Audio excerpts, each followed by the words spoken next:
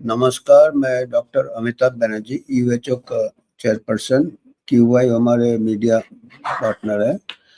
तो हम कुछ ना कुछ हेल्थ के बारे में आपको समाचार लाते हैं। तो आज का हमारा विषय है नया एक प्रकार का नशा जिसको कहते हैं तम्बाकू का नशा, स्मोकिंग का नशा। अभी स्मोकिंग के ऊपर काफ़ी बैन लगाया था, पब्लिक प्लेस में स्मोक नहीं करना है, सिगरेट हार्मफुल है। और इसी से जुड़ा हुआ एक नया मेथड ऑफ स्मोकिंग है जिसको कि ई सिगरेट कहते हैं, इलेक्ट्रॉनिक सिगरेट या ई सिगरेट। और इसको वेपिंग कहते हैं, VAPING, वेपिंग। इसमें क्या रहता है कि एक लिक्विड रहता है जिसको गर्म करते हैं इलेक्ट्रिसिटी से, इलेक्ट्रॉनिक डिवाइस से। कंटेनर आता है, डिस्पोजेबल भी आता है और लॉन्ग टर्म यूज़ के लिए भी आता है। जिसको गर्म करते हैं उसमें धुएँ की जगह भाप निकलता है, वेपर निकलता है। और इसमें पहले इसको आविष्कार किया था चाइना में, किसी ने आविष्कार किया था। उसके पिताजी का लंग कैंसर थे, देहांत हो गया था, वो हैवी स्मोकर थे। तो उसने सोचा था कि कुछ एक less harmful form of smoking करेंगे। ये कई टाइप के स्मोकिंग है, जैसे सिगरेट पीते थे, फिर पाइप पीते थे। तो अभी लेटेस्ट है, सबसे राइट में देखेंगे वो धुआं जैसा भाप निकल रहा है, वो वेपिंग है। तो वो जो जिन्होंने आविष्कार किया था चाइना में 2003 को वेपिंग का, वो सोचे थे कि ये शायद कम नुकसान करेगा। तो ऐसे अभी जो फैक्ट क्या है कि सिगरेट हम जब पीते हैं तो उसमें 7,000 केमिकल निकलते हैं। वेपिंग में इतने केमिकल नहीं निकलते हैं, पर इसमें भी कई बार हार्मफुल केमिकल्स रहते हैं। कई ऐसे मिलावटी रहती है, कई उसका फ्लेवर डालने के लिए मिलावट रहती है। इसके अलावा भी निकोटिन बहुत कॉन्सेंट्रेट फॉर्म में ब्रेन में जाता है। और निकोटिन का एडिक्शन कहते हैं कि बहुत स्ट्रॉन्ग एडिक्शन होता है, हीरोइन एडिक्शन जैसे होता है। तो इसमें काफ़ी नुकसान होता है इससे। ये नहीं है कि ये स्मोकिंग से कम खतरनाक है। इसका एडिक्शन भी इतना स्ट्रॉन्ग है और इसको देखते हुए बैन कर दिया था। इंडियन गवर्नमेंट ऑफ इंडिया ने वेपिंग बैन किया है, 2019 को शायद बैन किया था, पर अभी भी ये फ्रीली मिलता है। पान के दुकान में, इसके दुकान में इसका अंडरग्राउंड बिजनेस चलता है। और ऐसे वेपिंग पार्लर्स भी है बड़े बड़े शहर में। चाइना में ये स्टार्ट हुआ था, फिर बाद में फैल गया यूरोप में, अभी इंडिया में भी फैल गया। जेन एक्स इन पूना में अभी न्यूज़ में आया है। पूना में भी जेन जेड क्या है। अभी देखिए वेपिंग का क्या है, vaping popularity rises in Poona, gen Z prefers e cigarette over traditional smoking despite ban है फिर भी। क्या होता है कि इसमें इतना बदबू वगैरह नहीं आता है। कई लोगों ने ऐसा भी बोला, हम घर जाके पता नहीं चलता हमने स्मोकिंग किया। और लोगों का ये धारणा रहता है कि ये इतना हानिकारक नहीं है स्मोकिंग जैसा।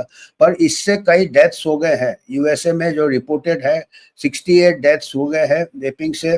लंग डैमेज हो जाते हैं, कई बार सीवियर हार्ट प्रॉब्लम्स हो जाते हैं। 68 डेथ हो गए हैं और 2000 से ज़्यादा सीरियस एडवर्स इवेंट्स हो चुके हैं जो रिपोर्टेड है। तो ये ओरिजिन जैसे चाइना में हुआ था, चाइना मार्केट 2004 में आ गया, फिर पूरे दुनिया में फैल गया। इंडिया ने वेपिंग बैन किया था 2019 को। इंडिया में प्रोहिबिशन ऑफ इलेक्ट्रॉनिक सिगरेट, इसको इलेक्ट्रॉनिक सिगरेट कहते हैं, transport sale. Government gave several reasons, क्योंकि कहा था कि अभी नया जनरेशन इसको बहुत पकड़ रहा है, यंग जनरेशन। असली में इसको स्टार्ट किया था कि इसमें स्मोकिंग हम धीरे धीरे छोड़ देंगे, पर ऐसा उल्टा भी हो रहा है कि वेपिंग से लोग स्टार्ट करके फिर हैवी सिगरेट में चले जाते हैं। तो बैन इंट्रोड्यूस, आईसीएमआर ने भी जो स्टडी किया था उन्होंने बताया था इसके काफ़ी नुकसान है और डबल एजेंट है। पोटेंशियल बेनिफिट जो है कि थोड़ा बहुत स्मोकिंग छोड़ने में मदद है। Vaping is bad for your heart and lungs. देखिए हार्ट एंड लंग्स में 68 डेथ्स हो चुके हैं रिपोर्टेड, जो है अनरिपोर्टेड पता नहीं कितने। That vaping is from risk free, बिल्कुल नहीं है। Vape are 3 times more likely to start smoking later. जो लोग वेपिंग से स्टार्ट करते हैं उनका 3 गुना ज़्यादा चांसेस रहते हैं कि वो बाद में स्मोकिंग हैवी स्मोकर्स बन जाएंगे। और ये पूना में न्यूज़ है कि पॉपुलैरिटी बैन के बाद भी काफ़ी पॉपुलर है। और ये अभी रिसेंटली कई जगह छापे भी पड़े हैं पूना में। गोवा, मुंबई यहाँ से स्मगल होते हैं और कितने लाखों रुपए के ये सीज किए हैं प्रोडक्ट वेपिंग। तो ये मैसेज ये देने थे जो new generation is getting hooked on nicotine. और इसमें ये जो है इसका कैसे किया जाए, इसका या तो स्ट्रिक्ट एनफोर्समेंट होना चाहिए। अभी पनिशमेंट भी पता नहीं है कैसे छूट जाते हैं क्या, क्योंकि ये हम जो भी इनफॉर्मल इंटरेक्शन लोगों से होता है और यंग लोगों से भी होता है तो पता चलता है, तो ये तो फ्रीली अवेलेबल है। तो सभी चीज में अभी ये कोई मूवी चल रहा है शायद नेटफ्लिक्स में या क्या, मैं तो ज्यादा देखता नहीं है नेटफ्लिक्स। कोई रणधीर कपूर का किसी का मूवी था, उसमें उसको दिखाया है कि वो वेपिंग कर रहा है। तो उसके ऊपर भी कुछ लोगों ने आवाजें उठाई है कि ये, क्योंकि जब भी पिक्चर में दिखाते हैं कि अगर ये सिगरेट और कोई ये पी रहे हैं तो नीचे रहता है cigarette smoking injurious to health. एक कोई मूवी में दिखाया है कि वेपिंग, उसके नीचे कोई ऐसा मैसेज लिखा नहीं है। तो इसके ऊपर और जो हार्मफुल केमिकल्स है उसमें पाए गए हैं कि विटामिन ई एसीटेट, वो भी एक होता है जो उसके भाप में रहता है और वो भी जाके लंग को डैमेज करता है। Lung damage, long term lung problems हो सकते हैं उसको। क्रॉनिक ऑब्स्ट्रक्टिव जो लंग डिजीज होते हैं जिसमें कि सांस की तकलीफ वगैरह। उसके अलावा कार्सिनोजेनिक भी है निकोटिन। निकोटिन का जो कार्डियोवास्कुलर इफेक्ट्स भी है, ब्लड प्रेशर बढ़ा, जो भी जितने भी दुष्प्रभाव आपके टोबैको स्मोक के हैं, निकोटिन उसमें काफ़ी मात्रा में जाता है बॉडी में।